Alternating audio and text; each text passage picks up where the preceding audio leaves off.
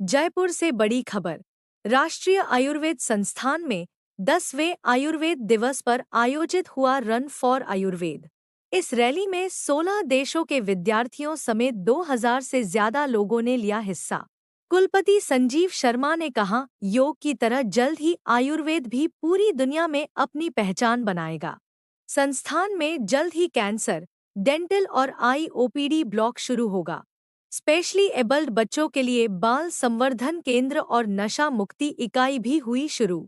इस साल आयुर्वेद दिवस की थीम रही, आयुर्वेद जनवरी से जनवरी के लिए और पृथ्वी के कल्याण के लिए। जयपुर से उठी ये मुहिम आयुर्वेद के जरिए स्वस्थ भारत और निरोगी समाज बनाने की ओर एक और कदम।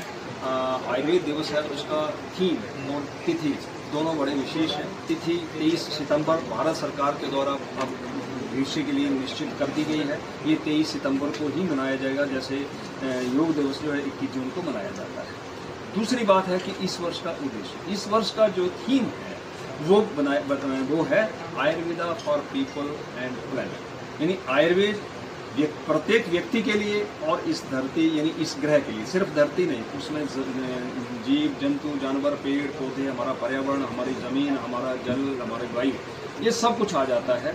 तो आयुर्वेद की कल्पना हम समग्र स्वास्थ्य के लिए करते हैं, और समग्र स्वास्थ्य का मतलब है एक होलिस्टिक हेल्थ के लिए करते हैं। और उसके लिए सिर्फ व्यक्ति का स्वस्थ होना ही काफ़ी नहीं है, उसके लिए हमारा जो पर्यावरण है वो भी हमारा स्वस्थ होना चाहिए, क्योंकि हम सब लोग सब चीज़ें जो है मिलकर रहते हैं, चाहे पर्यावरण है, चाहे जीव जंतु हैं, पेड़ पौधे हैं, या आदमी है, या दूसरे जानवर हैं। इन सब का एक बैलेंस होना जरूरी है, इनका स्वस्थ रहना जरूरी है। उसी उद्देश्य से इस वर्ष का जो थीम है निर्धारित किया गया है, और ये जनमानस को संदेश देने का प्रयास किया जा रहा है कि हम अपने स्वास्थ्य के साथ साथ पर्यावरण के स्वास्थ्य का, इस पृथ्वी के स्वास्थ्य